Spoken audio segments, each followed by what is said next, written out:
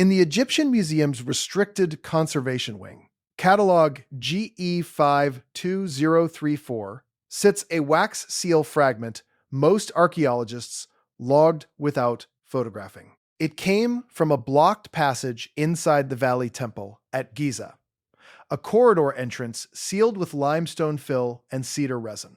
Not collapsed, not forgotten, deliberately closed. The seal was recovered in 1925 during excavation led by Egyptian antiquities officer Ahmed Fakhri. Mainstream archaeology filed it as standard burial protocol. But here's where it gets strange. The corridor it sealed leads inward, not toward any known chamber, toward the bedrock. Not a dead end, a direction. Ground-penetrating radar in 1998 by the Florida State University Giza Mapping Project recorded an anomalous rectangular void 12 meters below the Valley Temple floor. Dimensions consistent with a constructed room. The Egyptian Supreme Council reviewed the data. No excavation permit was issued.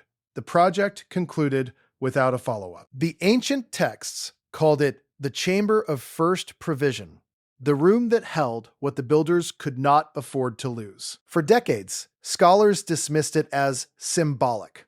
Then, modern science found something that changed everything. Spectral analysis of the cedar resin used in the seal dated it to 3100 BCE, predating the Valley Temple's accepted construction by over 4 centuries. Not a later addition, not a repair. Original. They weren't sealing a room that was finished. They were sealing a room that was protected. Not similar to a vault.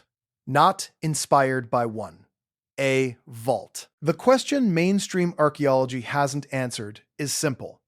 What required a seal that precise, that old, and that permanent? Now, does this confirm the most dramatic version of the story? Probably not.